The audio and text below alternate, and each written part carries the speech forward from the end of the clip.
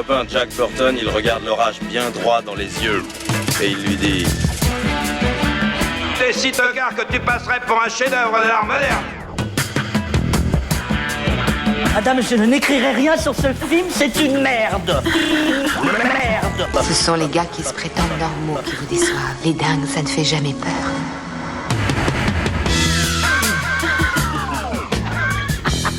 Elle nous connaît dans les coins, la frangine.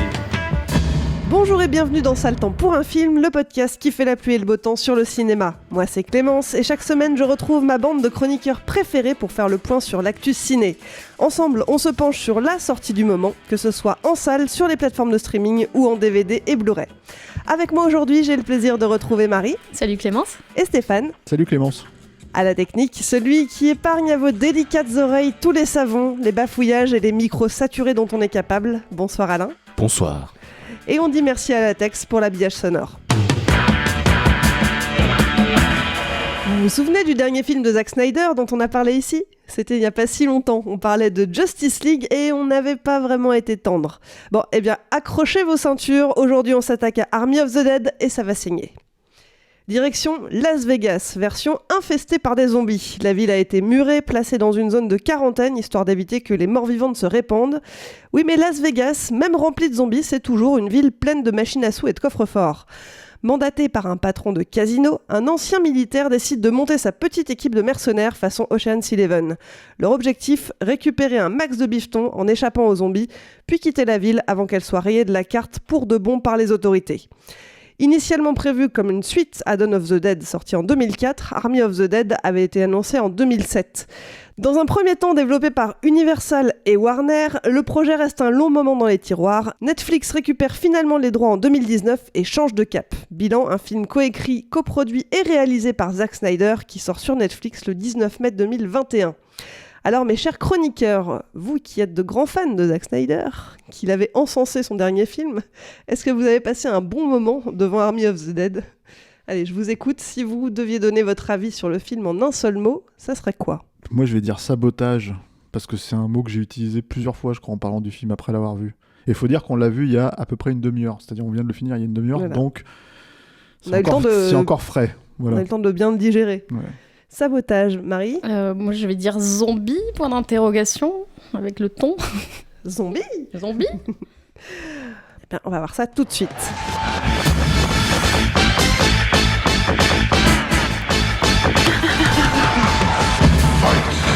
Alors, zombie, Marie, tu poses la question. Est-ce qu'il y a des zombies dans ce film ? C'est ça ma question en fait, c'est très très bizarre parce que moi j'ai pas vu de zombies dans ce film-là. Alors bon, je vais spoiler dès le début, mais en fait c'est pas des zombies ces créatures-là. Enfin c'est des zombies très spéciaux, c'est des zombies qui ont je sais pas, qui ont un cœur, non mais parce qu'en fait il y a des zombies normaux et des zombies alpha qu'ils appellent alpha je crois dans le truc, et c'est des zombies qui ont une espèce d'intelligence et qui réfléchissent, qui s'organisent, qui peuvent porter une cape ou un masque, ou qui sont en couple et qui ont quand même des comportements très bizarres.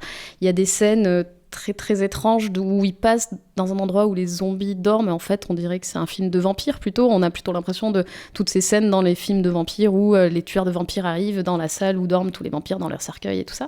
Il y a plein de... À un moment il ressemble un peu, on disait ça pendant le film, qui ressemble un petit peu aux Uruk-hai du Seigneur des Anneaux. Il y a un tigre zombie qui est d'une laideur sans nom.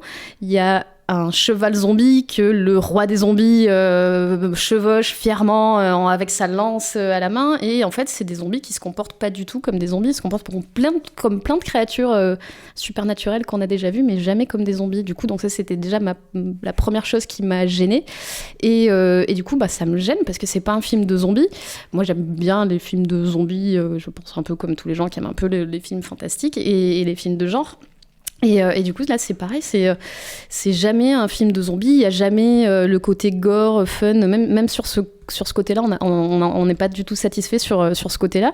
Il y a jamais il y a toujours des scènes un peu qui peuvent même être un petit peu qui peuvent prêter à rire parfois, sur ces scènes de tripaille, de ventre qui s'ouvre, de bras qui s'arrachent, voilà. Mais là il y a jamais de scène gore. Je crois que la première scène gore elle arrive au bout de plus d'1 heure de film, parce que c'est très très long aussi, je l'ai pas encore dit, mais voilà, ça dure 2h30, et du coup c'est vraiment peu satisfaisant quand on attend un film de zombies.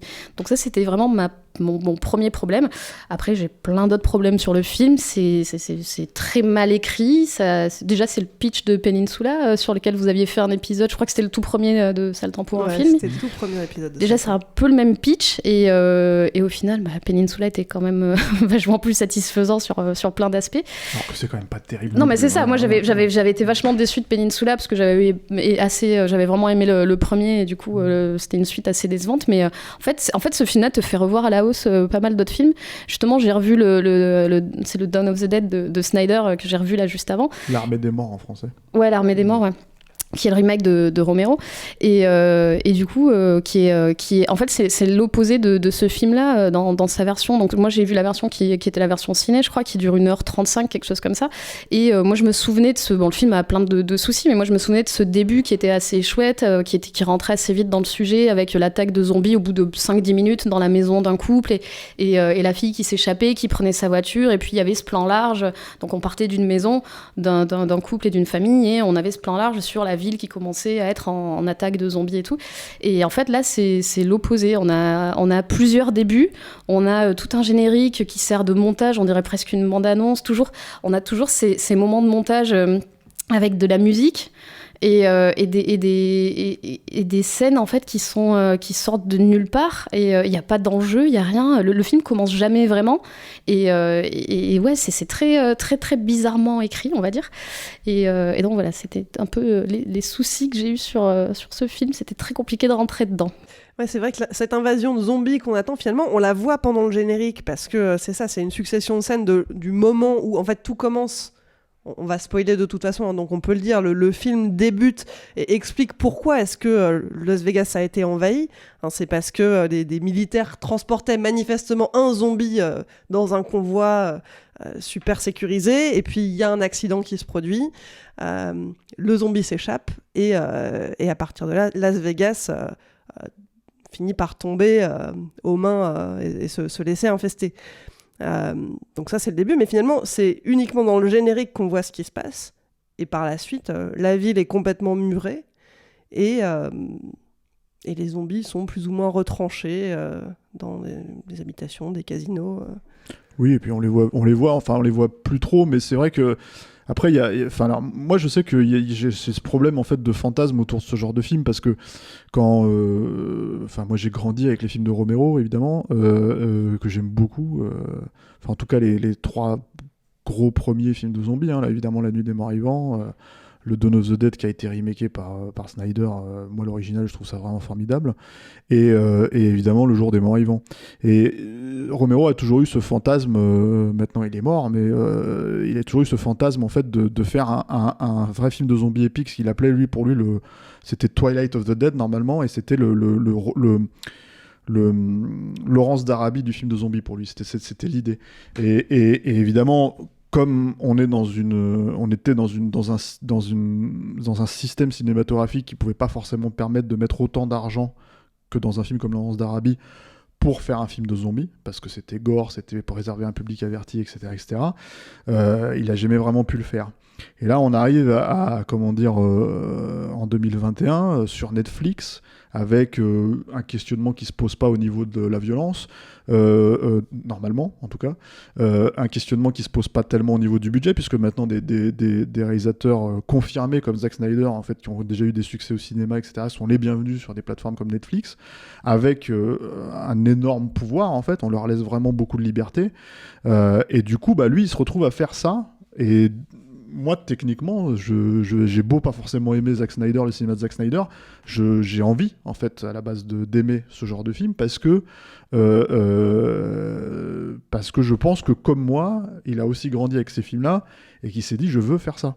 Et c'est le point de départ, on va dire, j'imagine, du projet, en fait. Le mélange des genres, le côté casse dans une ville infestée par les zombies, pourquoi pas. Tout ça, c'est pour dire que, en gros, je devrais normalement être client de ce genre de film. Et là, le problème, c'est que, déjà, L'Armée des Morts, c'est peut-être effectivement son meilleur film, de mémoire. Mais c'était... Ça t'avait plu, toi, L'Armée des Morts ? J'avais trouvé ça pas mal. Après, c'est-à-dire pour plusieurs raisons. C'est-à-dire qu'à cette époque-là, il n'y avait plus tellement de films de zombies. Alors après, je sais qu'il y avait pas mal de questionnements. Est-ce que c'est vraiment un film de zombies puisqu'il court ? Est-ce que c'est pas un film d'infesté ? Blablabla, etc. Pour moi, c'est la remake de Dawn of the Dead. Donc c'est un film de zombies en vrai. Mais disons que je trouvais que c'était un film vraiment bas du front, vraiment con comme ses pieds, c'est-à-dire parce que les persos sont cons et tout, mais qui avait une facture technique correcte, tu vois, qui faisait un petit peu évoluer le genre. Et du coup, moi, j'avais trouvé ça plutôt sympa. Je ne l'ai jamais revu, j'ai même pas vu le director's cut, mais j'avais trouvé ça plutôt sympa. Et du coup, je vais rester honnête avec moi-même, mais maintenir ça, comme j'ai pas revu le film, voilà. Mais ce qui est vrai, c'est que par contre, depuis, il y a quand même eu des Walking Dead, il y a quand même eu je sais pas combien de films de zombies en fait qui ont été faits, que ce soit de la série Z comme des gros budgets. T'as parlé de Peninsula, donc Dernier Train pour Busan, etc., etc. Encore une fois, t'as les questionnements de infestés zombies, etc. Mais enfin bon, à un moment donné, c'est vraiment des questionnements de fanboy, je pense, parce que en fait, en vrai, nous on se questionne là-dessus, mais le grand public, pour eux, c'est des films de zombies, quoi. Et c'est exactement ce qui va se passer. Ils vont recevoir ce film-là et se dire c'est un film de zombies. Et avec tout ça, en fait, j'ai l'impression que déjà, il y a une première chose qui n'est pas prise en compte, c'est en fait l'évolution en fait, du genre, qui est vraiment exponentielle, encore une fois, parce que t'avais les films de Romero avant, et puis t'avais quelques séries Z, tu vois, et puis peut-être quelques petites séries B sympas, mais c'était pas non plus quelque chose. Il y avait, tu vois, Le Retour des Morts Vivants, ce genre de choses, quoi. Le Dan O'Bannon des années 80. Mais t'avais donc ça, c'était cool parce que t'avais des, comment t'appelles ça, des designs de Bernie Wrightson, des trucs comme ça, qui étaient des trucs qui venaient du comic book DC Comics. C'était cool, quoi, c'était sympa, mais c'était pas aussi influent en fait que le film de Romero. Et là, disons qu'en fait, en abordant ça sous cet angle-là, tu pourrais te dire, on va aller dans la next step, tu vois, dans l'évolution en fait de ce genre-là. Voilà. Et c'est la débandade totale à ce niveau-là. Peut-être que moi j'ai des attentes déplacées vis-à-vis de Snyder ou vis-à-vis du genre, j'en sais rien. Mais en tout cas, déjà le problème, on va dire, c'est que effectivement, la scène d'intro, le générique, en fait, c'est Zombieland, quoi. C'est Bienvenue à Zombieland. C'est la même idée de générique qui se voudrait fun, qui se voudrait, décomplexé, etc. Et Dieu sait que j'aime pas du tout Zombieland, mais au moins le générique avait fait un peu d'effet sur moi. Je m'étais dit, ouais, il est sympa. Donc là, c'est quand même un truc qui refait la même chose 10 ans après. Ensuite, il y a, en fait, tous les travers que pour le coup t'avais pas dans les films de Romero, quoi. C'est-à-dire des persos mais cons comme leurs pieds, qui les militaires qui laissent sortir le mec au début, le zombie au début, ils sont juste, déjà t'as envie de leur dire, mais on vous a donné l'ordre de vous cassez-vous, vous êtes des militaires, je sais pas moi. Mais voilà, après t'acceptes éventuellement le truc pour avancer, mais le problème c'est que voilà, il y a ce truc en fait où d'un seul coup le vrai problème, effectivement, et Marie, elle l'a bien posé, en fait, ce questionnement-là, c'est que, est-ce que c'est vraiment des zombies à partir du moment où, alors peut-être, encore une fois, pour le grand public, ça sera le cas, mais à partir du moment où, effectivement, tu te retrouves avec des personnages où, toi, tu cherches à justifier, en fait, ce qu'ils sont. C'est-à-dire que là, ce couple, en fait, dont on parle, c'est-à-dire, on s'est dit, c'est à Las Vegas. On précise qu'on a regardé ce film tous les trois ensemble. C'est à Las Vegas, on s'est dit, c'est en fait un couple du Cirque du Soleil. Tu vois, qui travaillent dans le Cirque du Soleil et parce qu'ils sont attifés d'une certaine manière. Il y a un couple de zombies, pour replacer dans le contexte, il y a un couple de zombies dans l'histoire, voilà. et qui sont habillés effectivement comme des artistes de cirque. Je pense dans l'esprit de Snyder, non. C'est-à-dire que je pense dans l'esprit de Snyder, c'est vraiment des, comment t'appelles ça, des personnages tribaux et médiévaux. Mais en fait, le truc, c'est que nous, on est obligé de se poser la question d'où ils viennent, puisque ça se passe à Las Vegas, et qu'en fait, on est censé se dire que, de la même manière qu'on a vu un zombie Elvis, j'imagine que c'est un couple qui travaillait aussi. Oui, pourquoi ils sont habillés comme ça, pourquoi elle marche comme une contorsionniste, parce qu'en fait, les autres le font pas, en plus. Voilà, c'est ça. Donc en fait, on se pose ces questions-là, mais le film ne le dit jamais, ne l'avance jamais, et surtout, en fait, effectivement, ils ont des comportements quasi humain, c'est-à-dire que en gros elle est enceinte, lui quand alors je spoil hein, quand le bébé se fait éclater il pleure, enfin donc c'est des trucs où tu te dis mais en fait on est où là? Lui il a des envies de vengeance en fait, c'est pas en fait c'est ça, il a une conscience parce que le truc c'est que la menace du zombie c'est justement le zombie c'est la menace qui avance tout droit et qui va manger tout ce qu'il y a sur son passage et la base du zombie-land c'est que le zombie-land à lui tout seul c'est pas une vraie menace parce que tu peux en venir à bout mais c'est la masse de ces zombies qui font que c'est une menace quand t'as la marée de zombies qui arrive sur toi. Et là, t'as jamais ça, parce qu'en fait, ils se battent, on rigolait même un peu, quoi. Ils se battent, en fait, ils se battent vraiment. Il y a des kicks, il y a des trucs, et tu fais, mais c'est un zombie, en fait, il fait pas ça. Et ils essaient très peu de mordre les gens, en fait. Il y a quelques morsures, mais en fait, c'est le film où il y a déjà le moins de sang, de gore et tout, peut-être avec World War Z, qui était très, très peu sanglant. World War Z, c'était largement pire que ça, pour le coup.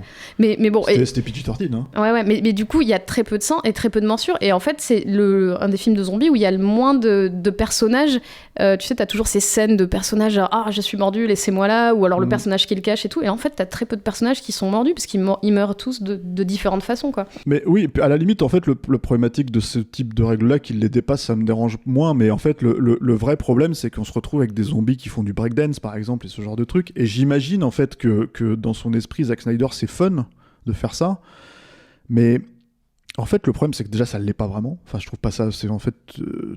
l'univers est tellement pas posé, c'est là où je veux en venir aussi, que c'est un peu, comment dire, compliqué. Et surtout, il n'y a pas de jeu, finalement, fondamental, parce que, avec ce que Las Vegas représente. Genre, Las Vegas, c'est quoi ? Moi, je trouve que c'est plutôt une bonne idée de faire un film de zombies à Las Vegas. Sur le papier, ça pourrait donner quelque chose de super fun. Voilà, et le truc, c'est que Las Vegas, c'est l'Amérique plus, quoi. Et il y a que... Enfin, je pense que t'es étranger, tu vas à Las Vegas, tu comprends pas la ville, c'est pas possible, tu vois. Je pense que t'es fasciné, à la fois révulsé par le truc, mais les Américains, pour eux, c'est leur idée du fun. Et donc, en fait, bon, admettons, enfin, en tout cas, ceux que j'ai rencontrés, c'est vraiment leur logique. Et en fait, le truc, c'est que le film ne joue pas, en fait, sur ça. C'est-à-dire, il n'y a pas En fait, on voit un zombie Elvis, oui. On voit, c'est la base, hein, c'est le minimum du minimum, on va dire, quoi. Mais on va voir donc ce couple qu'on suppute que c'est leur origine, on va dire. Et voilà. T'as une scène avec T'as quelques plans, t'as quelques décors, t'as la tour Eiffel, t'as deux, trois plans comme ça, mais t'as une ou deux scènes sur des... Tu vois les casinos, les machines à sous et tout, mais en fait, ça pourrait se passer n'importe où ailleurs, parce que t'as pas du tout ces plans larges où tu pourrais voir le strip, tous les hôtels, tu vois, t'as le Stratosphere Hotel avec le parc d'attractions dessus, des trucs, enfin... Et tu vois pas tout ça, en fait. T'as que des plans serrés sur les personnages, en fait, et ils pourraient être dans n'importe quel environnement. Alors qu'il y a en plus 2h30 de film, donc il y a le temps de montrer ça. Il y a le temps, et surtout, l'autre truc, c'est que donc en fait ça c'est le premier problème. Alors moi je vais juste peut-être tempérer ce que tu dis Marie sur le gore, juste pour les comment dire, pour que les auditeurs aient conscience de ça. C'est que c'est vrai qu'il y a très peu de moments de gore fun, c'est-à-dire au sens une tête éclatée, j'en sais rien, un truc comme ça. Par contre en fait, enfin quand je dis pas une tête éclatée parce que ça va contredire l'exemple que je donne, mais tu vois, si tu veux, par exemple il y a une scène alors complètement qui est censée être comique mais elle est tellement mal filmée, et là pour le coup c'est un des trucs dont on va parler aussi, c'est que c'est ce moment où en fait le coffre-fort qu'ils doivent percer est piégé. Il a un système de sécurité. Toi, tu faisais la référence, Clémence, à Indiana Jones et la dernière croisade, quoi. Ouais. Avec des pièges à la con, tu vois. C'est clairement référentiel. Voilà, mais et du coup, ils utilisent un zombie pour lui faire traverser le champ de mine, on va dire. Voilà, c'est ça, les pièges. Et se prendre les fléchettes à la place de... Et là, donc, il se fait éclater entre deux murs. Et donc là, t'as effectivement un peu d'éclatage de viscères, des trucs comme ça, etc., etc. Mais ça, c'est vrai que déjà, ça met du temps à arriver. Et surtout, le reste du temps, on va dire, le gore se borne à des balles dans la tête, des balles dans la tête, des balles dans la tête des zombies. Et en fait, là, pour le coup, s'il y a bien un truc que ces personnages ont compris, c'est qu'il faut tirer des balles dans les têtes des zombies pour les éliminer. Mais alors, le truc, si tu veux, c'est qu'au bout de la 350e balle dans la tête, tu te dis, ok, donc en fait, le film, il se répète et se répète et se répète sur ce point-là. Mais... donc ça, voilà, c'est là où je voulais tempérer un tout petit peu, juste pour que les gens n'aient pas l'impression que c'est... Parce que World War Z, pour le coup, il y a vraiment rien.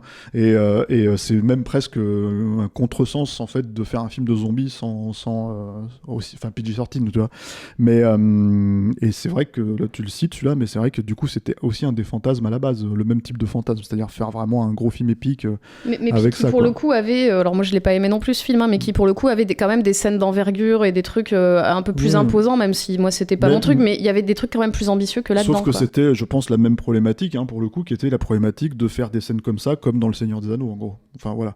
Et alors, le deuxième point, pourquoi j'ai dit sabotage, c'est que moi, j'aime pas le cinéma de Zack Snyder, c'est clair, mais c'est un cinéma, normalement, d'esthète. C'est-à-dire, c'est un esthète, il fait du cinéma léché, qui presque, j'ai envie de dire, chichiteux, mais d'une certaine technicité, parce qu'il pousse vraiment le truc jusqu'au bout, il travaille l'image à fond, etc. etc. Et c'est même...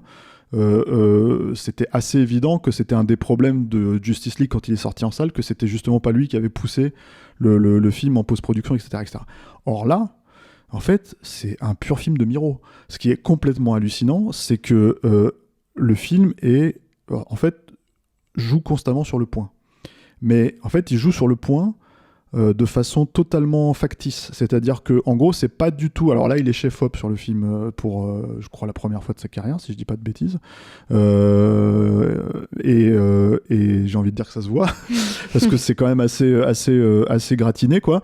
Et surtout parce qu'en fait, en gros, ça se voit que c'est... alors, pour résumer grossièrement, je dirais que c'est des filtres Instagram, si tu veux. C'est les filtres que tu rajoutes sur tes photos pour faire flou, tu vois. Mais en vrai, bon, c'est à l'étalonnage numérique. En fait, il a créé des masques autour des personnages. Et en fait, en gros, il joue avec ses perspectives en permanence, ce qui fait que le film, et là, pour le coup, je pèse vraiment mes mots, même par rapport à ce que mon manque d'appréciation, on va dire, des précédents, est vraiment laid. C'est-à-dire, c'est pas laid par des choix esthétiques, qui me conviennent pas esthétiquement, mais laid parce que le film, en fait, est enlaidi en permanence par cette problématique de focus et out-focus, tu vois, en fait, entre le premier plan, le deuxième plan, etc., etc. Okay. Et du coup, tu te retrouves avec un film où ça rend l'action vraiment difficile à suivre, à mon sens, tu vois. Non pas forcément à cause du découpage, des problématiques de découpage, mais vraiment à cause de ces problématiques de point focus, quoi. Et d'autant que c'est complètement factice, et ça en devient à un point où tu te demandes, en fait, si c'est pas dit, bon, bah, je fais mon film pour Netflix, donc en fait, ça va passer à la télé. Donc en fait, je m'en fous en fait de pousser l'esthétique, tu vois, mon esthétique habituelle, voilà. Même si apparemment il y a pas mal de remises en question sur son style, puisque déjà dans le précédent, dans Justice League, on parlait du fait qu'il a voulu faire un format carré, ce qui est pareil, était un peu étrange parce que voilà, mais pourquoi pas. Là c'est pareil, c'est plus du scope comme il a l'habitude de le faire, mais en gros, ouais, le film est moi je le trouve vraiment, enfin je sais pas ce que vous en pensez, mais difficilement lisible, quoi. C'est vraiment, il y a un moment donné, tu te dis mais... Ouais, moi j'avais l'impression d'avoir perdu mes lentilles, quoi. Ouais, c'est pas du tout agréable. Voilà, donc bref, donc c'est vraiment un film, Et puis bon, voilà, 2h30, quoi. C'est-à-dire que 2h30, à un moment donné, il faut avoir un scénar, quoi. C'est aussi là, il faut aussi se dire que, comme tu le disais, Marie, il y a 15 ouvertures, 15 fins, tu vois, donc au bout d'un moment, T'as jamais vraiment d'enjeu, t'oublies les personnages parce qu'il y a une quête à côté de on va faire le braquage, t'as aussi, on doit retrouver des personnages avec une personnage qui se rajoute à l'équipe pour aller retrouver quelqu'un qui est parti dans la zone infectée et tout, et en fait t'oublies qu'ils sont là, puis quand tu les retrouves tu fais mais en fait juste ils attendent, ils sont entre guillemets prisonniers des zombies, mais tous les zombies sont partis donc ils attendent et ils sortent pas, tu vois, il y a pas de grand sens. Et puis ces personnages là, je crois qu'il y a la nana qu'elle récupère, elle disparaît parce que dans la scène de crash de fin on sait même plus où elle est. Au final, tu perds tes personnages et tu t'en fiches, tu les as pas suivis pendant ton film et tu les perds, quoi. Ouais, tu les perds, et en même temps il y a tout un tas de scènes aussi qui sont extrêmement prévisibles dans la façon dont ça se déroule, et voilà, tu sais que le type antipathique, dès le départ, ils vont chercher à s'en débarrasser, tu vois venir les choses assez... tu vois les ficelles assez grosses, et c'est vrai que c'est fatigant, quoi.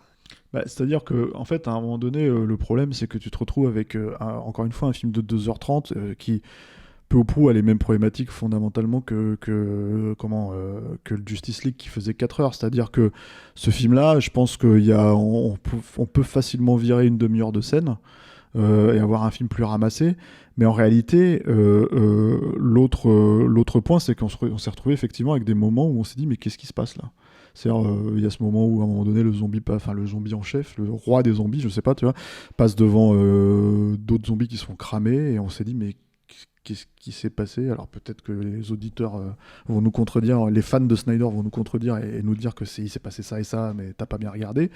Et pareil, le personnage qui disparaît à la fin du crash d'hélico et ce genre de choses. Et c'est, comment dire... Ouais, le problème, c'est qu'en fait, il y a aussi une problématique de ton, c'est-à-dire que c'est quand même, au final, malgré la déconne vendue, malgré l'affiche pop, tu vois, colorée, machin, un film tout triste, tout terne, et pas vraiment fun, en fait, et qui cherche même pas vraiment à l'être. C'est-à-dire que c'est à part 4-5 moments clés qu'on pourrait citer, par exemple, tout ce truc, en fait, autour des zombies... Rukai, on va dire, tu vois, enfin des zombies du Seigneur des Anneaux là, c'est presque un gros mot, ce que je viens de dire, mais ça se prend affreusement au sérieux en fait. T'es censé avoir de l'empathie pour ces personnages-là et tu fais mais ça marche comment en fait, parce que c'est vrai qu'on les achète pas du tout comme des zombies quoi, mais après, j'ai envie de dire, il ose des trucs. C'est-à-dire, c'est comme le tigre, en fait. On va dire qu'il ose des trucs, mais le problème, c'est que... Et d'ailleurs, oui, il y a un gros moment splatter avec le tigre, en fait, pour le coup, qui est assez gorasse, quoi. C'est dégueulasse, mais voilà, en fait, c'est des trucs... Il y a quelques trucs comme ça, mais c'est vrai que c'est noyé dans 2h30 Oui, c'est que ces moments-là, tu les perds au milieu de plusieurs ouvertures, plusieurs fins et des moments où, qui n'ont pas vraiment de sens et où il se passe pas grand-chose, quoi. De digression narrative, en fait. Des trucs, en fait, à un moment donné, les mecs, ils se mettent à parler, t'as l'impression la relation entre Batista et sa fille, là...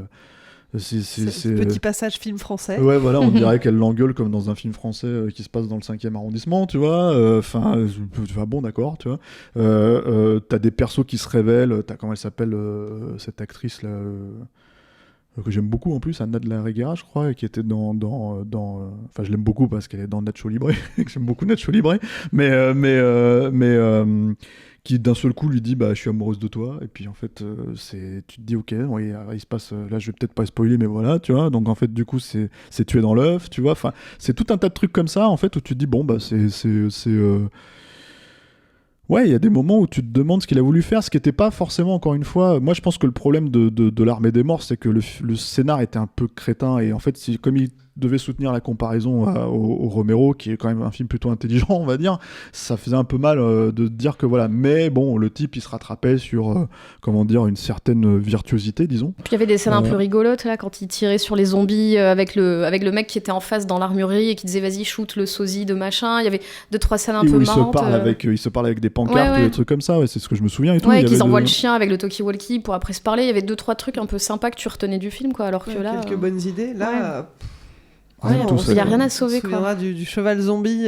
Ouais, cheval zombie. Mais ça, c'est, je pense, le problème aussi de Zack Snyder. C'est-à-dire que moi, je me suis toujours dit que la grande force de Snyder, c'est d'adapter en fait des matériaux de qualité.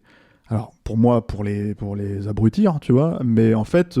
si tu connais pas Watchmen ou si tu connais pas 300, tu peux être impressionné par les films si tu les as pas lus, quoi, les BD, quoi. Et parce que tu te dis putain, ouais, ça traite de sujets quand même forts et tout, quoi. Mais en gros, pour moi, j'étais persuadé qu'à partir de comment ça s'appelait, Sucker Punch, c'était fini, puisqu'en fait, il avait plus du tout de base derrière et que c'était son propre scénar. Et alors, pour le coup, Snyder, je veux peut-être bien lui concéder un talent d'esthète, mais alors absolument pas un talent de scénariste. Et là, c'est quand même très, très, c'est très compliqué de faire 2h30 avec rien, quoi. Alors, il faut dire qu'il n'est pas tout seul sur le scénario, hein. Ils sont 3 quand même, puisqu'il a été coécrit avec Shea Hatten et Joby Harold. Ouais, mais il y en a un, c'est un scénariste de John Wick, je crois. Donc j'ai envie de dire I rest my case parce que c'est pas des scénars non plus de John Wick, quoi. Et l'autre, je sais pas ce qu'il a fait, mais voilà, enfin en tout cas puis bon, après je pense qu'il est quand même meneur là-dessus, Snyder, quoi. C'est quand même son puis c'est le truc, c'est encore une affiche où il y a son nom partout, genre un film de Zack Snyder, une histoire de Zack Snyder. Il est aussi à la photo, où il a la prod. Army of the Zack Snyder. Ah oui, ça serait un bon... Ouais. Non, mais voilà, donc moi, je pense que j'ai l'impression qu'on est tous les trois d'accord. En fait, voilà, on a un peu subi le film, quoi. Mais c'est étonnant parce que c'est quand même le tentpole, vraiment pour le coup, j'ai l'impression en tout cas de ce début d'été pour ce début d'été hollywoodien, on va dire, pour Netflix. Et ça a quand même une forme... pour le coup, il y a tout, il y a une explosion nucléaire, il y a tout ce que tu veux, hein, donc il y a quand même des grosses scènes, hein, mais ça a quand même une forme vraiment dégueulasse. Hein. Moi, je trouve... Et ça, c'est vraiment le truc le plus étonnant, je trouve, du film. et peut-être auquel les fans ne sont pas forcément prêts.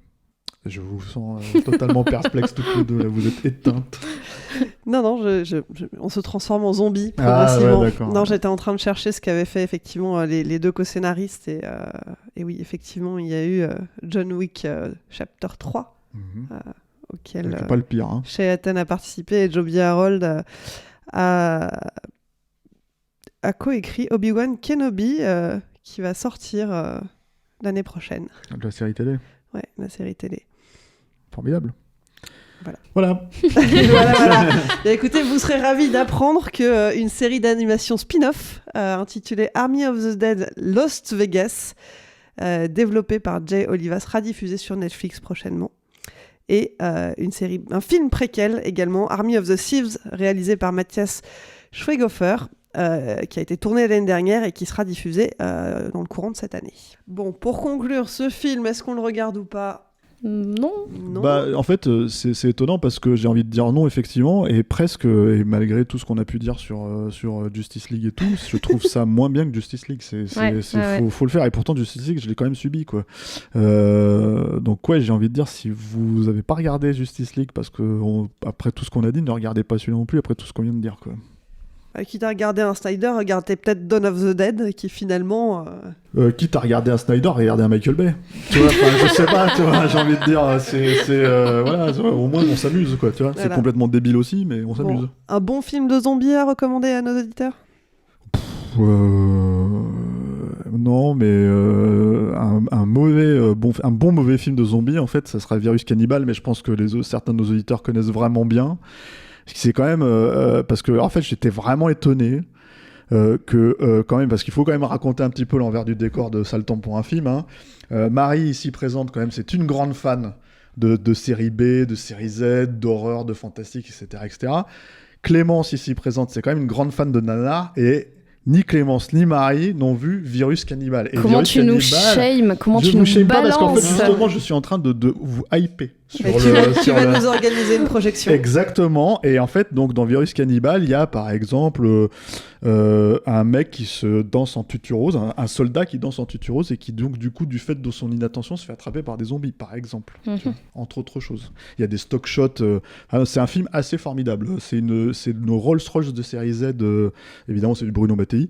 Donc et moi, c'est un de mes plus grands souvenirs en fait de fou rire à la Cinémathèque Bis à l'époque, c'est comme ça que je l'ai découvert en 97, quand l'équipe de Feu Starfix l'avait présenté à l'époque, Christophe Lemaire, tout ça, etc. Et c'était vraiment en doublé en fait avec les rats de Manhattan. C'est une autre histoire. Et Virus Cannibal, c'est vraiment un film absolument formidable. Donc si vous avez moyen ça existe je crois en DVD ou en Blu-ray en France maintenant, donc mesdames, vous n'avez plus aucune excuse en vrai, faut vraiment voir Virus Cannibal. C'est beaucoup plus drôle que Zack Snyder's Army of the Dead, directed by Zack Snyder, written by Zack Snyder, etc. Et ça dure au moins 1 heure de moins. Que des bons points. C'est toujours ça de gagner. Bon, vous avez entendu Stéphane. Virus Cannibal. Et si vous voulez malgré tout vous faire votre propre avis sur Army of the Dead, c'est disponible sur Netflix à partir du 19 mai. Et vous en pensez quoi ? Un petit mot, une courte phrase, dites-nous tout sur le répondeur de Capture Mag. Pour ça, il suffit de nous laisser un petit message vocal via Messenger. Dans les dernières émissions, on a parlé d'Oxygène et de Mortal Kombat. Science-fiction d'un côté, adaptation de jeux de baston de l'autre. Alors Alain, est-ce que tu as croulé sous les messages ? Est-ce que tu as dû embaucher un stagiaire pour faire le tri ? Dis-nous tout, qu'est-ce qu'ils en ont pensé, nos auditeurs ? Salut l'équipe Capture, juste un petit message pour dire à quel point j'ai aimé Oxygène d'Alexandre Aja et comment j'ai trouvé que l'utilisation des tropes classiques de science-fiction en couches successives était super maligne parce que ça me permettait d'accepter chaque révélation hyper facilement et de créer une fresque de science-fiction assez ambitieuse sans jamais quitter un petit caisson. Franchement, j'ai été bluffé. C'est Anthony. Bon écoutez, Mortal Kombat c'est pas Fatality, c'est Mediocrity, parce que c'est vraiment de la merde en fait. On se fait chier, c'est jamais fun, t'as un combat ennemi potable, y a pratiquement pas de combat, quand y en a c'est mal foutu, c'est mal filmé, enfin bref, c'est complètement pourri.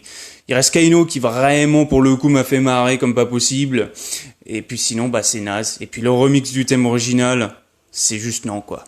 Je voulais surtout citer l'hommage de Aja envers Stephen Hawking sur le film Oxygène, que personne n'a relevé apparemment, dans le sens où à la fin le vaisseau passe à côté de la Lune avant de rentrer en hyperespace après un vol de 12 ans, ce qui correspond à l'âge de l'héroïne, ce qui veut dire qu'il a parcouru 384 400 km en 12 ans, donc 32 000 km par an, soit 87 km par jour, ce qui donne une vitesse moyenne de 3,65 km à l'heure, soit la vitesse de déplacement de Stephen Hawking face au vent sur terrain plat. Donc je voulais saluer cette bravoure. Salut Capture Mag, je viens d'écouter votre épisode sur Mortal Kombat. Effectivement, c'est pour moi une grosse merde, et on a beau dire ce qui est des anciens films, moi j'ai trouvé que ça manquait quand même de Christophe Lambert, parce qu'au moins on se fendait la gueule avec lui.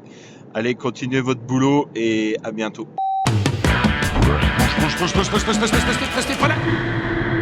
Ça le temps pour un film, c'est fini pour aujourd'hui. Marie, Stéphane, merci de m'avoir accompagné pour cet épisode. Merci à toi. Merci Clémence. Pour ne pas rater les prochaines émissions, pensez à vous abonner. Si vous nous écoutez pour la première fois, vous pouvez retrouver tous les liens dans la description du podcast. Merci à toutes les personnes qui nous écoutent, et tout particulièrement aux tipeurs et aux tipeuses. On continue à grandir grâce à vous et on vous prépare quelques belles surprises. Si vous découvrez l'émission et que vous avez aimé, n'hésitez pas à nous donner un petit coup de pouce. Pour ça, rendez-vous sur tipeee.com, mot-clé Capture Mag. Et puis il y a d'autres façons de nous soutenir. Relayez-nous sur vos réseaux sociaux préférés, parlez de nous à vos amis, mettez-nous des étoiles sur les applis de podcast et abonnez-vous à la chaîne YouTube de Capture Mag. Allez, je vous laisse, on se retrouve dans une semaine. En attendant, portez-vous bien et à mercredi prochain.